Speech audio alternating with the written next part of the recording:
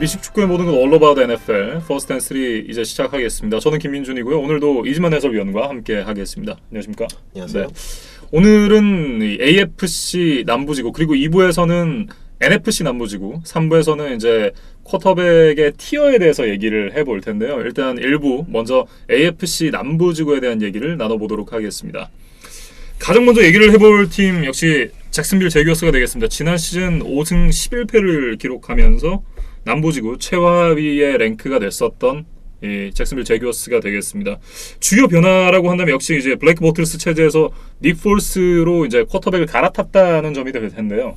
네, 올 시즌의 가장 큰 변화라고 할 수 있겠죠. 쿼터백을 이제 닉 폴스 쿼터백을 데려왔다는 건데, 닉 폴스는 뭐 많은 팬들이 잘 아시겠지만 최근에 뭐 한 2년 전인가요? 필라델피아 이글스의 우승을 이끌었던 쿼터백이었죠. 근데 이제 주전으로서 우승을 이끌었던 것이 아니라 주전 쿼터백인 칼슨 웬스가 부상을 당해서 나간 자리를 후보 쿼터백이 나와서 네. 팀이 무너지는 것이 아니라 오히려 후보 쿼터백이 와서 슈퍼볼 우승을 이끌었다. 네. 그리고 작년에는 역시 이제 칼슨 웬스가 이끌다가 막판에 이제 또 부상을 당하니까 또 한 번 후보 쿼터백이었던 닉 폴스가 나와서 팀을 플레이오프까지 올려놨었다. 그렇죠. 라는 것들이 상당히 좀 높게 평가를 받아서 네. 이번 오프 시즌 때 잭슨빌이 4년에 8,800만 불의 대형 계약을 하고 네. 영입을 했습니다. 어찌됐든 이제 세인트 닉이라는 별명도 생겼었던 닉 폴스인데 이 잭슨빌 제규어스로 이제 합류를 하게 됐습니다.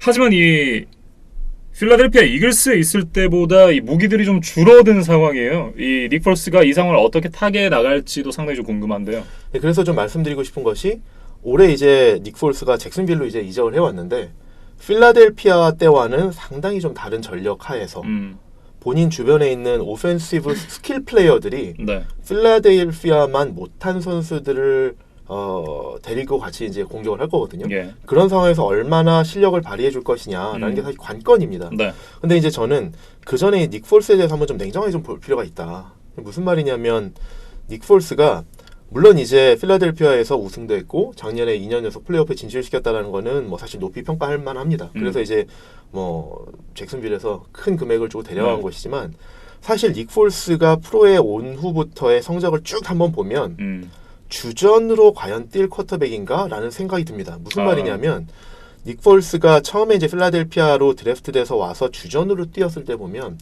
2013년 한 해 빼고는 사실 주전 쿼터백다운 모습을 보여준 해가 없습니다. 예. 그리고는 이제 다른 팀들 왔다 갔다 하면서 계속 이제 후보 쿼터백으로 이제 생활을 했었는데 그런 면에서 이런 생각이 드는 거죠.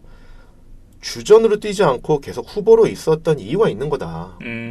그런데 물론 이제 우승도 이끌고 플레이오프에도 진출시키고 이런 것들이 무시할 수 있는 것들은 아니지만 꾸준히 주전으로서 1년 16경기씩 뛰고 그 다음에 플레이오프까지 가서 뛸 정도의 성적은 기량은 아니지 않은가. 왜냐면 그 전에 그런 모습을 보여준 적이 없었기 때문에 2013년 한 해에는 사실 프로볼도 뽑히고 좋은 성적을 냈었거든요. 근데 그 외의 시즌에서는 그 정도로 성적이 나온 적이 없습니다. 네. 그래서 저는 이거를 보면서 몇 가지를 좀 해석을 해보고 싶은데요. 일단 첫 번째로는 누구든 슈퍼볼을 우승을 하면 사실 좀 과대평가를 받게 됩니다. 사실 닉 폴스만이 아니라 이전에도 보면 꼭 쿼터백이 아니더라도 우승한 팀의 선수들은 다음 해에 자유계약으로 풀리는 경우에 자유계약 대박으로 다른 팀에 이적한 경우들이 상당히 많았습니다. 네. 저는 닉 폴스도 그런 경우가 아닐까라는 생각이 들고요. 두 번째로는 NFL 전체적으로 워낙 쿼터백의 비중이 중요하기 때문에 쿼터백들한테 많은 돈을 주지만 말씀드렸던 것처럼 닉 폴스는 사실 주전급의 쿼터백은 아니지 않은가라는 생각이 들기 때문에 지금 현재 NFL을 봤을 때 32개 팀에서 주전으로 뛸 만한 주전 쿼터백이 리그 전체적으로 32명이 안 된다라고 생각을 냉정하게 기량이 모자란 그렇죠. 선수들이 있다. 그렇죠. 네. 32개 팀에 돌아갈 만큼 주전 쿼터백이 많지 않다. 네. 그렇기 때문에 주전급이 아닌 선수들도 주전급 대우를 받고 영입이 되고 그런 어떤 계약을 하지만 실제로 성적은 그렇게 나오지 않는다라는 거고요. 세 번째로는 잭슨빌이 지금 윈 나우 모드라는 거죠. 그러니까 작년에 꼴찌를 했던 팀이지만 잭슨빌이 닉 폴스를 이렇게 큰 돈을 주고 내려갔다는 거는 지금 이길 준비가 됐다고 하고 스스로 생각한다는 겁니다. 무슨 말이냐면 잭슨빌이 작년에 5승 11패로 지구 최하위를 했고 네. 이게 드래프트 순서를 보면 7번째 픽을 가지고 있었던 팀이거든요. 그렇다고 보면 상당히 높은 순위이기 때문에 우리가 아직 이길 준비가 안 됐다라고 생각하면 미래를 보고 신인을 높은 순위로 뽑을 수 있는 신인 쿼터백을 뽑을 수 있는 위치였습니다. 그렇죠. 그리고 데니얼 존스가 6번째로 뽑혔고 해스킨스가 15번째로 뽑히지 않았습니까? 그리고 뭐 듀럴 같은 경우는 2라운드로 뽑혔기 때문에 충분히 좋은 쿼터백을 신인 드래프트에서 뽑을 위치였다. 그런데 신인 드래프트에서 쿼터백을 뽑지 않고 이런 베테랑 쿼터백을 큰 돈을 주고 데려왔다는 거는 신인을 육성해서 할 시간이 없다. 우리는 지금 이길 준비가 됐다라고 생각하는 게 아닌가라는 생각을 합니다. 사실 수비에서는 그래도 좀 강점이 있는 팀이긴 하지만 이 팀이 사실 윈나우 모드로 돌입하기에는 전력이 좀 모자라지 않나 이런 생각이 드는데요. 저 지금 말씀해 주신 것처럼 냉정하게 봤을 때 공격에서는 조금 불안한 모습들이 있습니다. 네. 근데 수비는 작년에는 물론 이제 여러 가지 뭐 좀 악재들이 겹치고 해서 팀이 이제 지구 최하위로 처지긴 했지만 그 전년도에는 네. AFC 결승전에 진출해서 뉴잉글랜드와 비등비등한 경기를 펼치면서 슈퍼볼 직전까지 갔던 팀이거든요. 그 팀을 이끌었던 것이 사실 수비였고 뭐 작년에도 사실 이제 큰 변화가 선수들 자체는 큰 변화가 없었기 때문에 네. 수비 자체는 괜찮다라고 볼 수 있습니다. 특히나 세컨더리 쪽의 포텐셜이 굉장히 높은 팀이잖아요. 그렇죠. 뭐 제일런 램시부터 해서 좋은 선수들이 많고, 근데 이제 이번 시즌에 조금 방출이 있었습니다. 세이프티인 테이션 깁슨이 방출이 됐고, 네. 디펜시브 태클 말릭 잭슨 뭐 이런 선수들이 좋은 선수들이 좀 방출이 되긴 해서 네. 조금 이렇게 약화된 부분이 있지만 전반적으로 봤을 때 여전히 수비진은 강하거든요. 네. 근데 이런 팀이 공격을 봤을 때는 조금 약한 부분이 있습니다. 그래서 과연 지금 아까도 이제 말씀드린 것처럼 필라델피아에서 닉 폴스가 뛸 때 주변에 있던 선수들만큼 화려한 공격진이 있지는 않거든요. 네. 근데 과연 윈나우 모드냐? 라는 거는 조금 생각해 볼 필요는 있습니다. 그렇지만 어쨌든 팀에서는 자체적으로 그렇게 생각하고 있는 게 아닌가라는 네. 생각을 좀 해봅니다. 잭슨빌 제규어스 같은 경우에는 올해 중요한 이제 변수가 중요한 이제 핵심 요소가 닉 폴스가 얼마나 기량을 발휘해 주느냐가 하나가 일 거고 네. 두 번째로는 수비가 재작년처럼 팀을 캐리해 줄 수 있느냐라는 게 될 거고요. 또 하나는 사실 공격에서의 스타 플레이어를 찾자 그러면 사실 이제 레너드 포넷이거든요. 네. 레너드 포넷 러닝백인데 이 선수가 2017년에 NFL에 입단을 할 때 전체 4순위로 입단을 할 정도로 상당히 이제 높게 평가를 받았던 선수거든요. 네. 그리고 좀 더 거슬러가 보면 이 레너드 포넷이 고등학교에서 대학교를 갈 때 ESPN에서 선정한 전국 랭킹 1위 선수였어요. 그 정도로 미국 전역에서 가장 우수한 선수였다라고 평가를 받을 정도로 뛰어난 선수였고 그런 평가를 받고 이제 루이지애나 주립대학에 입단을 했거든요. 그러면서 대학에서 뛰는 동안 상당히 큰 활약을 펼치긴 했습니다. 네. 근데 저는 이제 레너드 포넷에 대해서 좀 말씀드리고 싶은 것은 이 선수가 뭐 신인으로 들어와서 입단 첫 해에 뭐 나름 뭐 1000야드 이상 뛰고 좋은 활약을 펼쳤는데 작년에는 이제 시즌 중반에 부상을 당해서 못 뛰었었거든요. 후반부에. 그리고 이제 올해 이제 중요한 역할을 해줘야 되는데 네. 이 선수가 과연 전체 4번째 픽으로 뽑힐 정도의 기량이었냐에 대해서 좀 말씀을 드리고 싶은 거예요. 근데 이제 왜 그러냐면 뭐 여러 가지 지표들이나 네. 그런 것들을 보면 분명히 이제 좋은 선수라는 이제 평가를 할 수 있는 요소들이 분명히 있습니다. 근데 이 선수가 대학 때 뛰었던 경기를 보면 좀 불안한 모습이 있습니다. 어떤 것이냐면 대학에서 가장 강한 리그 SEC에 뛰면서 모든 팀을 상대로 상당히 좋은 성적을 냈었거든요. 예. 그런데 딱 하나 알라바마만 만나면 이 선수가 성적이 정말 안 좋았습니다. 그래서 알라바마를 이 선수가 대학 때 3번을 상대를 하면서 한 경기에 80야드를 넘은 적이 한 번도 없습니다. 심지어 2경기에서는 30야드대로 묶였었습니다. 그럼 어떤 이유 때문에 막혔다고 봐야 될까요? 그래서 이제 물론 이렇게 볼 수도 있죠. 이 선수가 루이지애나 주립대학에서 워낙 이제 중요한 공격의 핵심적인 요소니까 네. 수비가 집중했다라고 말씀을 드릴 수도 있지만 제가 이거를 말씀드리는 이유는 알라바마 대학교에는 최근 몇 년 동안 가장 이제 대학의 최강 팀을 이제 부상을 하면서 NFL 드래프트에서 가장 선수들이 많이 이제 드래프트되는 팀 중에 하나거든요. 예. 그렇다고 그러면 지금 현재 이제 NFL에서 뛰는 선수 중에 가장 많은 선수들이 알라바마 출신들이다. 그러니까 가장 프로에서 뛸 정도의 전력을 갖춘 팀이다. 이런 팀을 상대로 했을 때는 성적이 좋지 않았다라는 것이 어떻게 보면 약한 팀 상대로는 좋은 성적을 내지만 NFL에 가서 본인이 상대를 할 정도 기량을 가진 선수를 보유한 팀을 상대로 했을 때 성적이 상당히 안 좋았다라는 것들이 저는 사실 대학 때 이 포넷의 경기를 보면 상당히 좀 불안했었거든요. 네. 근데 이런 면이 사실 프로에 와서 아직까지 이 선수가 물론 이렇게 아주 나쁘다고 할 수는 없지만 그렇다고 해서 최정상급의 전력을 아직까지 보여주지 못하고 있거든요. 그래서 사실 잭슨빌이 닉 폴스 그 다음에 이제 필라델피아만큼은 안 되는 공격진에 가지고 이제 성적을 내려고 그러면 공격에서 큰 역할을 해줘야 될 선수가 레너드 포넷인데 그 정도 해줄 수 있느냐라는 거에 대해서 좀 이제 우려가 되긴 합니다. 네. 일단은 참 쉽지 않은 한 시즌이 될 것으로 예상이 되는데 이 잭슨빌이 어디까지 치고 나갈 수 있을지 한번 지켜보시면 좋을 것 같습니다. 이제 다음 팀 테네시 타이탄스에 대한 얘기로 건너가 보도록 하겠습니다. 지난 시즌 9승 7패를 기록을 했는데 지난 시즌까지 오펜시브 코디네이터였던 맷 라플레어가 그린베이의 감독으로 이제 떠나게 됐고 새로운 이 오펜시브 코디네이터 지난 시즌까지 팀의 타이트엔드 코치였던 아서 스미스를 승격을 시켰어요. 네, 이제 뭐 그거는 뭐 여러 가지 의미가 있을 수 있는데 누가 감독으로 오고 코치로 오든 간에 이 테네시 타이탄스의 올해 운명은 마커스 마리오타에 달려 있습니다.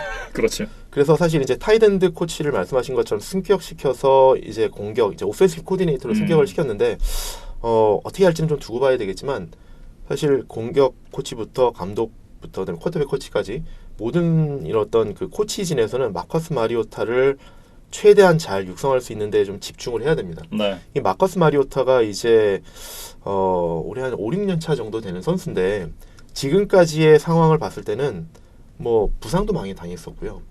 상당히 성적이 좀 업앤다운 했습니다. 그게 좀 기복이 심했기 때문에 이 선수가 얼마나 기량을 발휘해 주냐가 팀 성적에 직결됐었거든요. 네. 마리오타가 잘하면 플레이오프 고도까지 갔었고요. 그래서 뭐 플레이오프에서 칩스한테도 좋은 승리를 거두는 그런 모습을 보여줬었는데 마리오타가 부상을 당하거나 기량이 좋지 않을 때는 테너시는 여지없이 무너지는 모습을 보여줬었습니다. 네.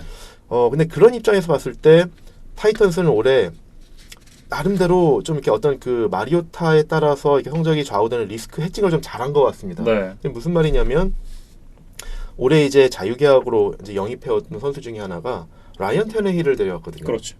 근데 라이언 테너힐은 뭐 제가 아까 말씀드린 것처럼 주전급 쿼터백이 32명이 안 되는 것 같다고 말씀을 드렸는데 주전으로 뛰던 선수입니다. 그렇죠. 마이애미에서 1라운드 픽으로 드래프트돼서 다년간 뛰던 선수인데 이 선수가 이제 마이애미에서 이제 방출을 하고 네. 과감히 이제 테너힐은 아닌 것 같다라고 방출을 했고 테너시가 이제 데려왔는데 그렇죠.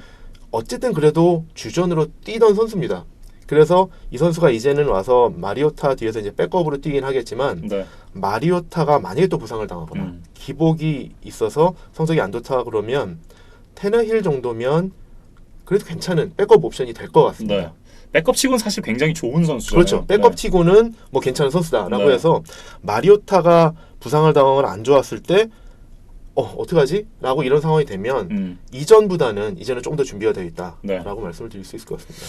그렇다면 이번 시즌 이 드래프트가 된 선수들 중에 좀 주목해 봐야 될 선수가 있다면 어떤 선수를 좀 꼽아볼까요?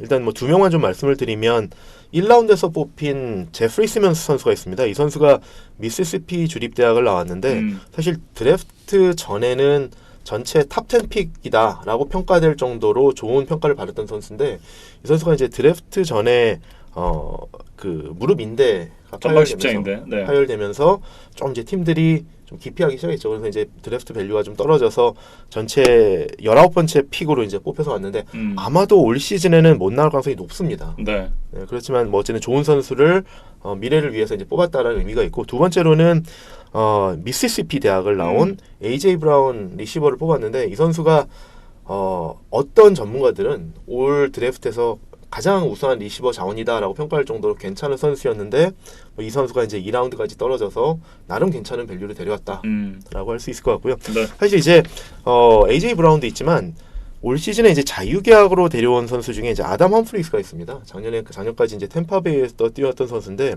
나름 괜찮은 옵션입니다. 그래서 이 선수를 데려왔고 그 다음에 또 보강된 것은 오펜시브 가드로 로저 세폴드를 데려왔거든요. 네. 램스에서 뛰었던 선수인데 기존의 테네시에서 보유하고 있던 오펜시브 라인들과 비교해보면 좀 업그레이드가 됐다라고 말씀을 드릴 수 있을 것 같아서 마리오타 주변에 어쨌든 좋은 리시버들, 네. 괜찮은 리시버들, 그 다음에 이제 오펜시브 라인을 좀 보강을 했고요. 또 하나 기대되는 것은 이제 코리 데이비스 선수가 상당히 높은 순위로 재작년에 지목됐던 선수인데 전체 5번째로 아마 드래프트 됐던 걸로 기억을 하는데 작년부터는 이 선수가 이제 정상 궤도로 올라오고 있는 것 같아요. 네. 그 기량을 발휘하면서 올해도 이제 계속 이제 상승곡선을 그려준다 그러면 마리오타가 어쨌든 그 리시버 진영에서는 좀 이렇게 좀 믿을 만한 선수들이 있지 않을까라는 기대를 해봅니다. 네. 네, 이제 인디애나폴리스 콜츠에 대해서 살펴보도록 하겠습니다. 지난 시즌 10승 6패를 기록하면서 4년 만에 플레이오프 진출을 만들어낸 인디애나폴리스 콜츠가 되겠는데요.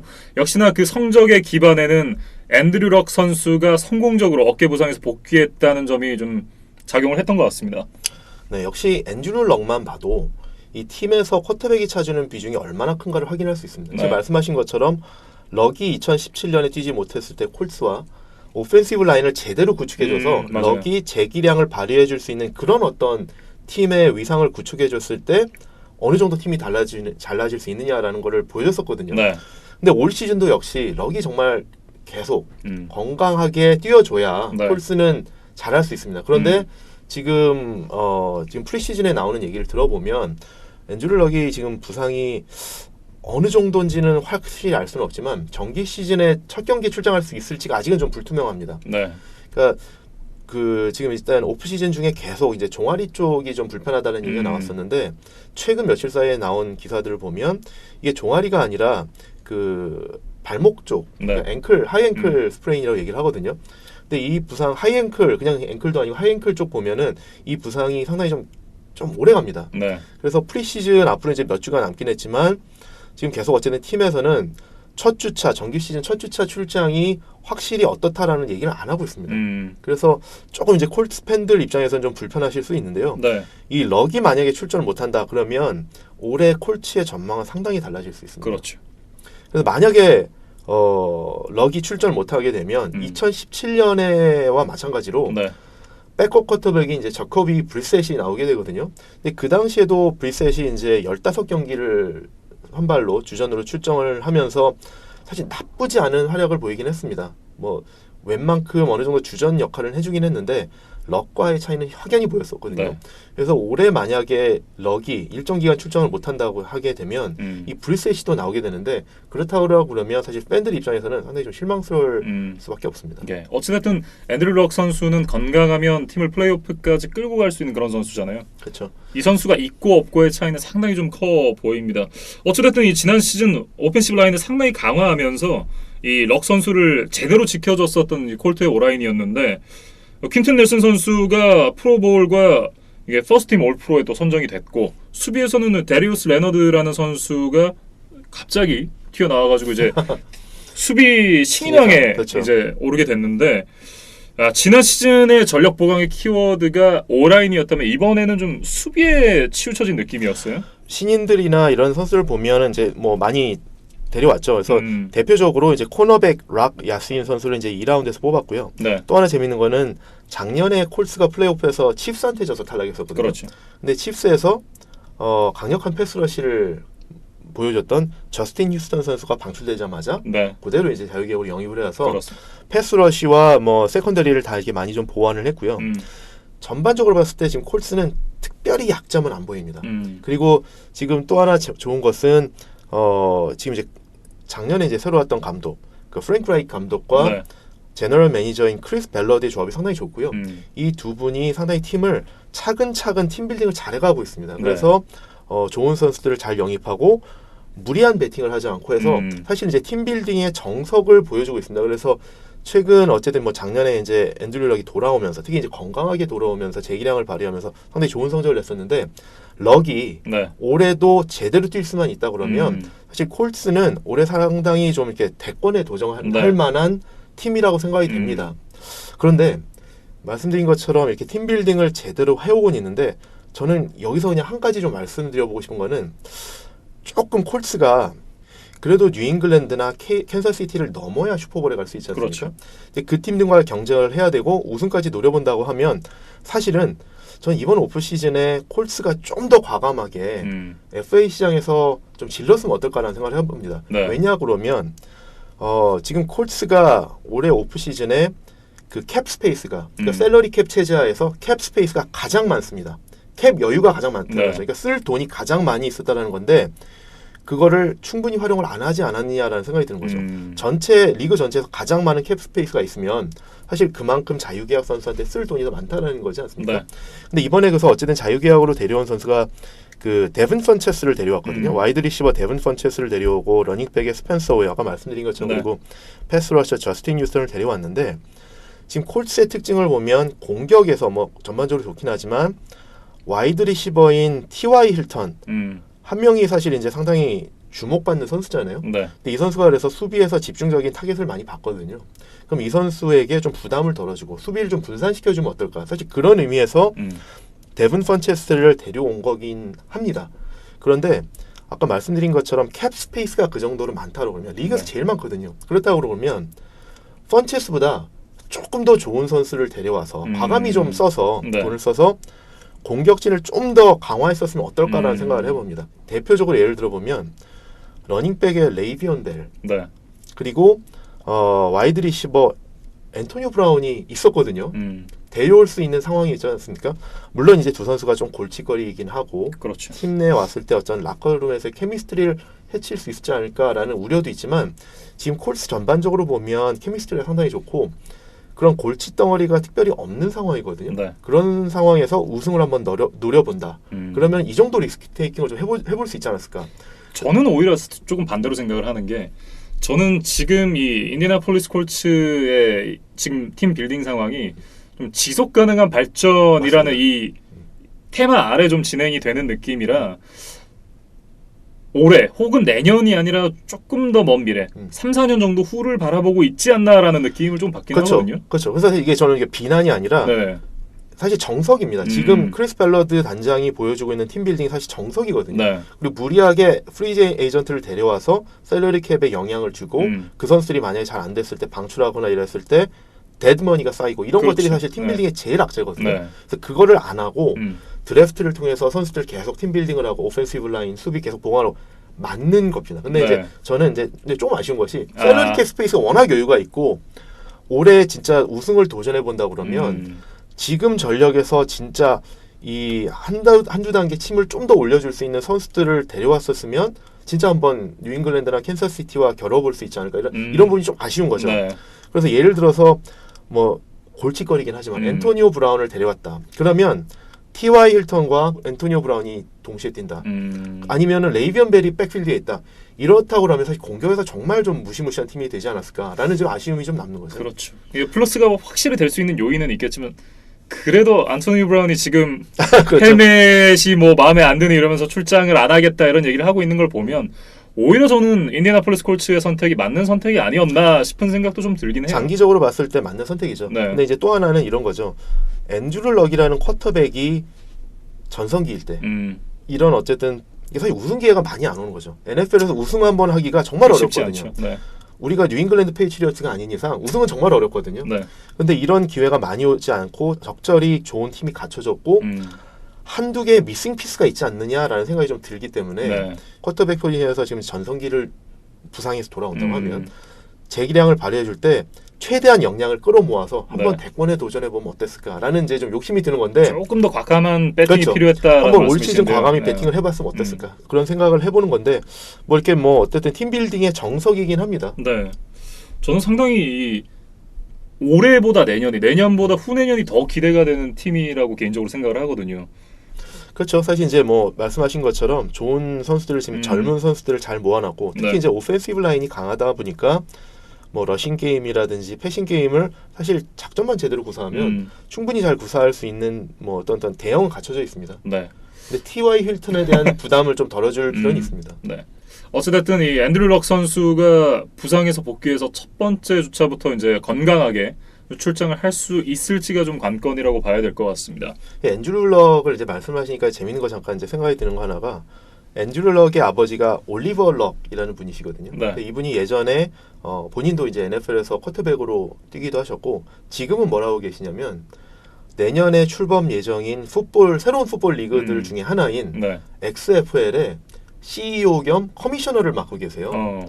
그래서 뭐 XFL 많은 팬분들도 아실 텐데 예전에 2001년에 리그가 창설됐다가 한 해 만에 이제 실패했던 그런 리그인데 네. WWE를 운영하는 빈스 맥맨이 창설하는 리그거든요. 그렇군요. 그 리그가 이제 내년에 다시 이제 2탄으로 돌아오는데 그 리그의 CEO 겸 지금 커미셔너를 맡고 계세요. 그래서 이제 이 부분에 대해서 좀 말씀을 드리고 싶은데 사실 저희 2부에서도 또 비슷한 얘기를 할 기회가 있기 때문에 한 번에 모아서 2부에서 이거는 다 말씀을 드리기로 하겠습니다. 그래서 2부를 꼭 지켜봐 주시기를 부탁드리겠습니다. 예, 이렇게 하고 이제 인디애나폴리스 콜츠에 대한 얘기를 마무리를 해보도록 하겠습니다. 이제 마지막 팀 휴스턴 텍산스에 대한 얘기를 해보겠는데요. 네, 휴스턴 텍산스가 지난 시즌 11승 5패를 기록하면서 이제 플레이오프 진출을 만들어냈습니다. 지구 우승도 했고, 하지만 이 와일드카드 라운드에서 인디애나폴리스 콜츠에게 패배를 하면서 이제 시즌을 마감하고 말았는데요. 또 하나 큰 이슈라고 한다면 지난 시즌 이 구단주였던 밥 맥네어 씨가 타계를 했습니다. 그러면서 이제 구단 운영권이 아내분 그리고 아들에게 넘어간 상황인데 이 체제 변화가 또 팀에 또 큰 변화가 일어나고 있는 그런 원인이 아닌가 해요. 네, 어쨌든 이제 세대 교체가 이루어지면서 사실 이제 그 구단 전체적으로 봤을 때 구단 운영에 대해서 약간 좀 파워 스트러글이 있는 것 같습니다. 네. 그러니까 어느 조직이나 마찬가지지만 이제 세대 교체를 하게 되면 그 세대 교체가 이루어지면서 그 2세가 그 조직을 물려받으면서 약간 어떻게 보면 그 정상 궤도에 오르기 전에 네. 조금 약간 이렇게 권력 누수 현상이 일어나지 않습니까? 그렇죠. 이제 사실 이제 그런 상황인 걸로 보이고요.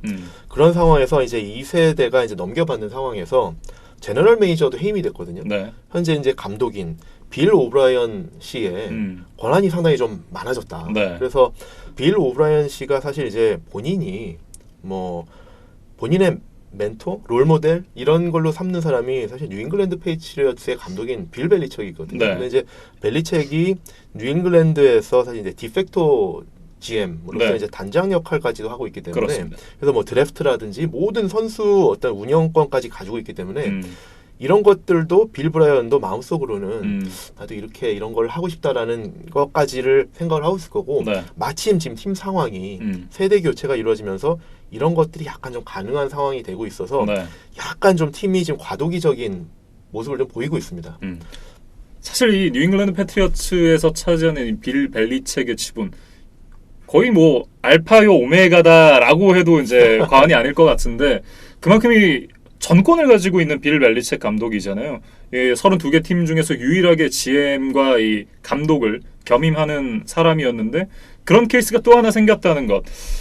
참 이 빌 오브라이언의 운영이 휴스턴 텍산스의 향후 몇 년간의 미래를 좌우하지 않을까 이런 생각을 좀 가지게 되는데요. 그러니까 빌 오브라이언은 아직 뭐 GM을 정식으로 하고 있는 네. 그런 건 아니고 이제 어쨌든 지금 공서이기 때문에 그 역할까지도 본인이 이제 탐을 내고 있는 상황이 아닌가 싶은데 언제까지 이게 지속될지 모르겠습니다. 그렇습니다. 근데 다만 이것이 있습니다. 이 벨리책하고 굳이 비교를 해보자 그러면 벨리책은 그 정도로 본인이 권한을 가질 정도로 단연간 필드에서 성적으로 입증을 해보였고요. 그렇죠. 그러니까 오너십의 전폭적인 지지를 받을 수밖에 없는 상황이고 네.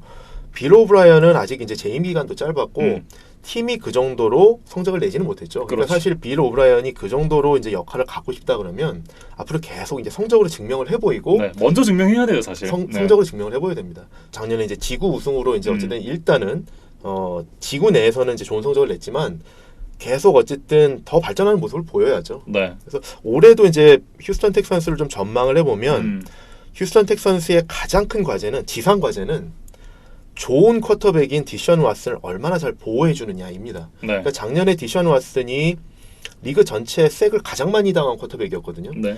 그 정도로. 근데 디션 왓슨을 보면 이 선수가 상당히 민첩성이 좋고 스크램블을 잘하는 진짜 그렇죠. 말 그대로 그 듀얼 스트라이크 쿼터백의 전형이거든요. 네. 그리고 제가 볼 때는 정말 거의 진짜 최정상급의 역량을 가진 듀얼 스트라이크 쿼터백인데 네. 이 선수가 색을 리그에서 제일 많이 당했다? 라는 것은 그 정도로 오펜시브 라인이 안 좋았다는 거거든요. 텍선스가 뭐 신인 드래프트에서도 그렇고 뭐 FA 기간 중에도 그렇고 오펜시브 라인을 많이 보강했어요. 그래서 네. 이제 타이터스 하워드라는 오펜시브 태클, 메스 샤핑이라는 태클을 2명이나 이제 신인 드래프트에서 높은 순위를 뽑았고요. 게다가 FA 시장에서 맷 칼릴이라는 예전에 프로볼에도 뽑혔던 좋은 레프트 태클 자원을 데려왔거든요. 그래서 이제 어떻게 디션 왓슨을 보호해줘서 본인 역량을 충분히 발휘하게 해주느냐, 이것이 관건인 거죠. 근데 네. 이거를 지구 내에서도 좀 보자 그러면 얼마 전까지만 해도 인디애나폴리스 콜츠가 이런 모습이었거든요. 네. 물론 이제 앤드류 럭은 듀얼 스랙 쿼터백은 아닙니다. 네. 하지만 충분히 역량이 있는 쿼터백인데 이 선수가 오펜시브 라인이 무너지면서 재기량을 발휘하지 못하고 부상도 당하는 이런 상황이 연출이 됐었거든요. 네. 근데 디션 왓슨도 보면 충분히 개인 역량은 훌륭한데 그거를 충분히 발휘해 줄 수 있는 만큼 오펜시브 라인이 막아주지 못했기 때문에 사실 팀이 더 그만큼 뭐 발전하지 못했다라고 볼 수 있을 정도거든요. 네. 사실 오펜시브 라인이 그래서 팀의 발목을 잡은 거죠. 그래서 올해 가장 핵심은 얼마나 오펜시브 라인이 지금 이제 많이 이제 보강을 했지만 그래서 실제로 성적으로도 이 개선된 모습을 보이느냐 네. 상당히 좀 중요한 모습이라고 할 수 있을 것 같습니다. 그리고 또 하나 좀 지켜봐야 되는 부분이 이 오펜시브 라인을 강화했고 이 선수를 지켜줄 만큼의 이 어떤 전력을 형성을 했는데 이 선수가 대형 계약을 맺기 전에 어쨌든 좀 성적을 내야 되는 입장인 휴스턴 텍산스잖아요. 맞습니다. 이제 지금 말씀하시는 게 제가 이해하기로는 어떤 팀 빌딩 차원에서 봤을 때 디션 왓슨이 아직은 이제 루키 컨트랙이거든요. 네. 그렇다고 그러면 정상급 쿼터백만큼 아직은 연봉을 못 받고 있는 단계입니다. 이제 그만큼 팀에서 셀러리 캡에서 차지하는 비중이 상대적으로 적기 때문에 네. 좋은 선수들을 많이 보유할 수 있는 상황이거든요. 근데 이제 디션 왓슨도 이제 넥스트 컨트랙, 세컨 컨트랙을 할 때는 본인 분명히 이제 시장 가치만큼 요구를 할 거고 그럼요. 셀러리 캡에서 차지하는 포션이 높아지면 네. 다른 선수들을 그만큼 유지하기가 어려운 거죠. 그래서 이제 그렇다고 그러면 지금 말씀하신 것처럼 디션 왓슨이 그만큼 연봉을 받기 전에 좋은 성적을 내야 된다라는 네. 거고 그런 모습을 보여줬던 사례가 사실 가장 좋은 그런 어떤 사례가 시애틀 시옥스입니다. 시옥스가 사실 그 러셀 윌슨이라는 출중한 쿼터백이 네. 루키 컨트랙일 때 슈퍼볼에 2번 진출하지 그렇죠. 않았습니까? 그래서 그런 좋은 쿼터백을 보유하고 있는데 샐러리 캡에서 차지하는 포션이 적으니까 네. 리전 오브 붐이라는 훌륭한 세컨더리를 중심으로 맞아요. 해서 좋은 선수들을 많이 보유할 수 있었거든요. 네. 뭐 수비 전반적으로 그렇고 공격으로도 그렇고 그런데 러셀 윌슨이 지금 이제 연 3,500만 불씩 받는 쿼터백이 됐어요. 네. 그러다 보니까 샐러리 캡에서 차지하는 포션이 커지고 그러다 보니까 다른 선수들을 샐러리 캡 체제 하에서 유지할 수 없으니까 한 명씩 방출하게 되거든요. 네. 그렇다고 보면 이제 팀 전력이 누수가 되게 되고 아무래도 이제 성적이 안 좋아질 수밖에 없는데 물론 이제 시옥스는 아직도 이제 플레이오프에 오르는 정도의 팀이지만 계속 이제 어쨌든 슈퍼볼 갈 때만큼은 아니거든요. 네. 근데 이제 지금 말씀하신 것처럼 텍산스도 지금 디션 왓슨이라는 좋은 쿼터백이 아직 루키 컨트랙일 때 빨리 그거를 활용을 해서 좋은 선수들을 많이 유지하면서 좋은 성적을 내야 되는 거죠. 네. 어찌됐든 이 휴스턴 텍산스는 올해도 굉장히 강한 팀이다라고 평가를 해야 될 것 같습니다. 네, 좋은 팀을 가지고 있는 거는 확실하고요. 근데 다만 이제 이런 것들이 있습니다. 올해 이제 그 오프 시즌 중에 좋은 수비진을 갖췄는데 이제 올해 오프 시즌에 방출된 선수들이 좀 많이 있습니다. 그래서 네. 세이프티의 타이런 매튜, 그다음에 코너백 카림 잭슨, 뭐 세이프티 안드레이 할, 코너백 케빈 존슨, 이렇게 특히 이제 세컨더리에서 전력 유출이 많았거든요. 네, 와이드 리시버 디메리우스 토마스도 그쵸. 나갔고요. 디메리어스 토마스는 이제 사실 마치 이제 뭐 전성기를 좀 이제 넘은 선수라고 그렇긴 하지만 타이런 매튜나 카림 잭슨 같은 경우에는 프로볼급의 좋은 선수들이거든요. 근데 그 선수들을 놓치고 이제 대체해서 데려온 선수들이 이제 테이션 깁슨, 그다음에 브래들리 로비 이런 정도의 선수들 데려왔는데 물론 이 선수들도 나쁘진 않습니다. 그런데 과연 이 선수들이 방출된 선수들만큼 역할을 해줄 수 있는 것이냐 라는 것이 좀 우려가 되고요. 또 하나는 지금 잡음을 일으키고 있는 선수가 한 명 있죠.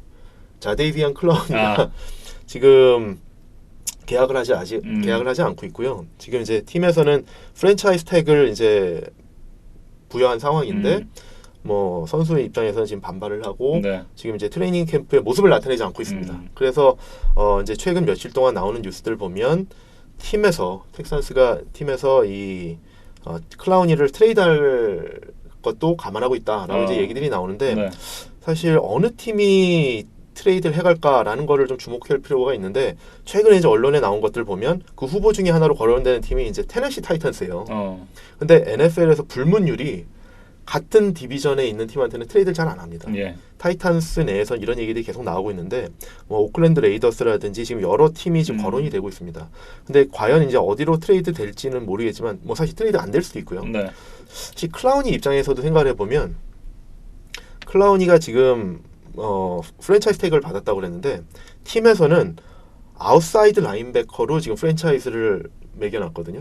3-4 시스템을 쓰고 있기 때문에 거기서 이제 아웃사이드 라인베커로 뛰고는 있는데 클라우니는 이런 어필도 하고 있어요. 4-3 시스템 같은 경우는 본인이 디펜시브 엔드다. 그렇다 그러면 디펜시브 엔드로 프랜차이즈 태그를 매겨야 되는 거 아니냐. 근데 이유가 뭐냐면 디펜시브 엔드의 프랜차이즈 태그 밸류가 더 높거든요. 그렇죠. 그러니까 조금이라도 더 받으려고 네. 하는 건데 뭐 사실 이거는 뭐 어떻게 보면 큰 차이는 아니지만 부담과 밀당을 하고 있는데 클라우니가 언제 복귀하느냐 이런 것이 뭐 중요하고요. 클라우니가 계속 이제 잡음을 일으켜서 팀에서 결국 이제 뭐 트레이드까지 하게 된다. 그러면 시즌을 앞두고 사실 계속 어쨌든 팀 케미스트리에 좀 영향을 미치고 라커룸에서도 좀 안 좋은 그런 어떤 잡음을 내는 거기 때문에 네. 올 시즌 뭐 초반에 특히 이 휴스턴 텍산스의 좀 어쨌든 주목할 포인트 중에 하나라고 볼 수 있을 것 같습니다. 이 선수가 빠지면 어쨌든 이 수비에서의 공백도 적지는 않겠다는 생각이 드는데요. 그렇죠.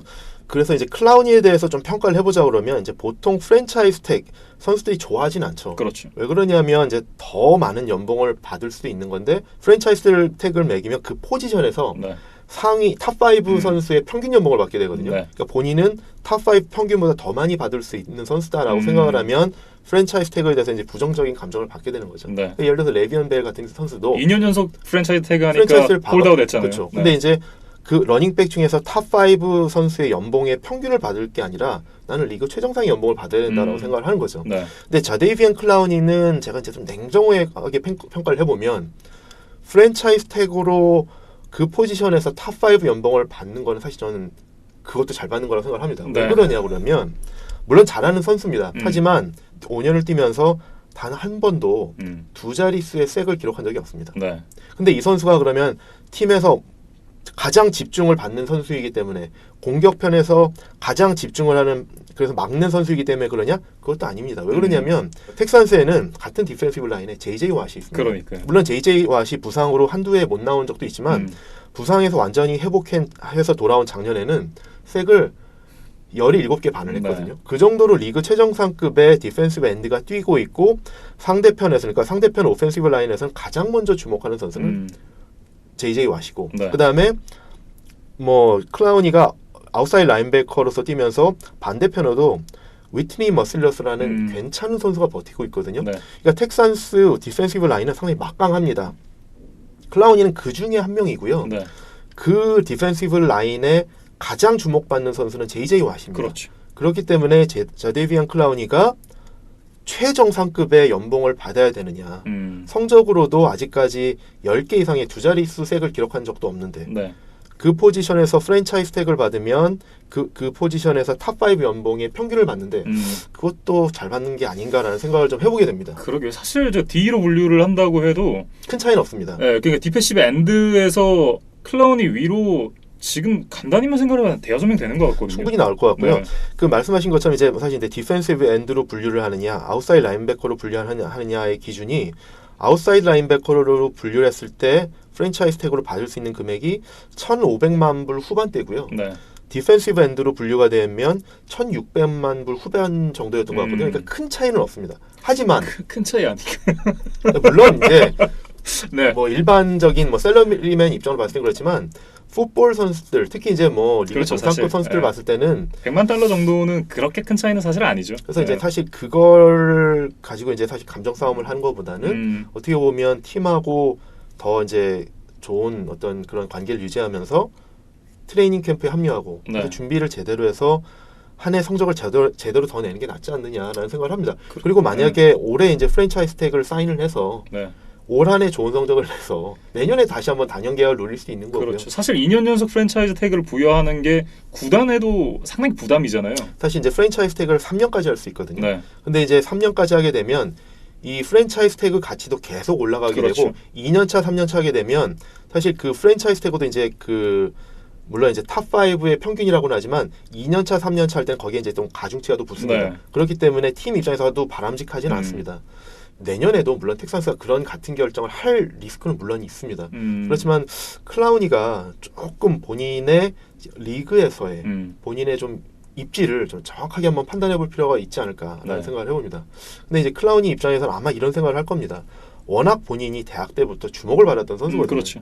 전체 1순위로 드래프트 됐을 뿐만 아니라 대학 때 펼쳤던 활약이 엄청나게 주목을 받았었고 네. 물론 이제 드래프트 되기 직전에 이제 3년 차 때에는 부상도 당하고 성적이 이렇게 좋지는 않았지만 1, 2년 차에 전국 최고의 스타였거든요. 네. 그러면서도 3년 차의 부진함에도 불구하고 전체 1순위로 드래프트됐던 선수이기 때문에 본인은 자신에 대한 그런 어떤 자신감 그리고 본인을 어쨌든 그렇게 평가하는 부분이 있을 겁니다. 그런데 네. 지금 프로에 와서 보여줬던 기량은 조금 그 정도는 아니지 않은가라는 생각을 조금 냉정하게 해볼 필요는 있을 것 같습니다. 네. 어쨌든 이 선수의 이 향후 이 수비진의 가담 여부 또한 한번 지켜봐야 되는 휴스턴 텍산스가 될 것 같습니다. 휴스턴 텍산스에 대한 얘기는 여기까지 좀 해보도록 하고요. 이제 순위를 좀 예상을 해봐야 될 텐데 저는 사실 인디애나폴리스 콜츠가 올 시즌엔 가장 이 지구 우승에 가깝지 않나 이런 생각을 좀 해봤어요. 작년 순위를 봤을 때 휴스턴 텍산스, 콜츠, 그다음에 이제 테네시 타이탄스가 네. 다 1승씩 차이로 1, 2, 3위가 결정이 그렇죠. 됐었거든요. 그러면서 이제 타이탄스는 1승 차이로 플레이오프 진출을 실패했고 콜츠는 와일드카드, 휴스턴은 이제 디비전 우승을 하고 올라갔는데 네. 올해도 보면 휴스턴과 인디애나폴리스는 좀 막상막하일 것 같아요. 테네시는 물론 이제 한 게임 차이였다고는 하지만 작년에는 콜츠와 올해는 좀 어떻게 보면 콜츠나 휴스턴하고 조금 간격이 벌어지지 않을까라는 생각도 해봅니다. 예. 그래서 지금 말씀하신 것처럼 콜츠와 휴스턴의 어쨌든 대결에서 저도 네. 김민준 아나운서 마찬가지로 콜츠가 올해 좀 더 좋은 전력이 아닐까라는 예. 생각을 해보고요. 물론 이거는 앤드류 럭이 건강하다는 걸 건강하게 전제로 했을 때 얘기죠. 복귀했을 때 전제고요. 그리고 아까 이제 말씀드린 것처럼 저는 이제 좀 더 욕심을 내서 그 셀러리 캡이 많은 걸 이용해서 좀 더 FA들 많이 데려왔으면 어땠을까라는 말씀을 드렸는데 그렇지 않았다라고 하더라도 지금 콜스의 전력은 상당히 막강합니다. 네. 그래서 작년보다 조금 더 진일보한 그런 성적을 보이지 않을까. 특히 이제 플레이오프에서도 아까 말씀하신 것처럼 오히려 지구 우승을 하고 올라간 휴스턴을 와일드카드 라운드에서 잡았었어요. 심지어 원정 경기잖아요. 그렇죠. 그래서 그런 걸 봤을 때도 그렇고 지금 전반적인 팀 전력을 전체적으로 봤을 때 네. 조금 콜스가 좀 더 우위가 아닌가라는 생각이 들어서 저도 이제 김민준 아나운서와 마찬가지로 콜스의 지구 우승을 예상을 해보고요. 예. 휴스턴이 2위, 테네시가 3위 이렇게 되지 않을까 생각을 해봅니다. 네, 거의 비슷한 순위로 이제 정리가 된 것 같습니다. 그리고 잭슨빌은 아쉽게 이제 4위를 저희 이제 예상을 하지만 이 팀이 조금 어쨌든 위협이 될 요인은 있습니다. 왜냐하면 말씀드렸던 것처럼 워낙 이제 재작년에 보여줬던 수비가 막강한데 그게 이제 다시 기량을 발휘한다고 하고 닉 폴스가 기대 이상의 기량을 발휘한다고 그러면 사실 뭐 잭슨빌도 자체적으로 평가를 할 때 그렇죠. 지금 윈나우 모드이기 때문에 과연 이제 팀에서 평가하는 것처럼 그런 성적을 낼 수 있다라고 그러면 뭐 또 모르는 상황이 될 수도 있지만 현재까지의 어쨌든 상황만 놓고 봤을 때는 그래도 조금 처지지 않을까라는 뭐 생각을 해봅니다. 예. 지금 문득 드는 생각인데 이 잭슨빌이 그런 결정을 내릴 수 있었던 것에는 이 지구 내 격차가 그렇게 크지 않다라는 점도 좀 작용을 한 게 아닐까 싶은 생각이 드는데요. 분명히 그런 생각을 할 겁니다. 네. 그래서 지금 진짜 말씀드린 것처럼 상대적으로 그 팀 간의 전력 차이가 크지 않다라고 생각을 하고 그런 상황에서 그 본인들이 2년 전의 전력으로 복귀할 수 있다라고 생각하면 뭐 충분히 한번 해볼 만하지 않은가라고 생각을 한 걸 것 같고요. 예. 제가 아까 말씀드린 것처럼 콜츠는 차근차근 팀빌딩을 해가면서 프리 에이전시에서 크게 지르질 않았고 잭슨빌은 의외로 프리 에이전시에서 크게 질렀거든요. 네. 이런 상황을 보면 자체적으로 잭슨빌은 한번 해볼 만하다라고 생각을 하는 것 같습니다. 네. 이렇게 AFC 남부지구에 대한 얘기는 마쳐보도록 하겠습니다. 이어지는 시간에는 이제 좀 저희가 새로 만든 그런 코너인데 엑스트라 포인트라는 제목을 달아봤습니다. 이 기존에 남겨주신 질문들에 대한 답변을 하는 이 코너를 만들어 봤는데요. 세 분께서 질문을 남겨주셔서 그 질문에 대한 답변을 드리는 시간을 갖도록 하겠습니다. 엑스트라 포인트도 많은 기대를 해주시기 바라겠고요. 저희는 여기서 1부 마무리 짓도록 하겠습니다.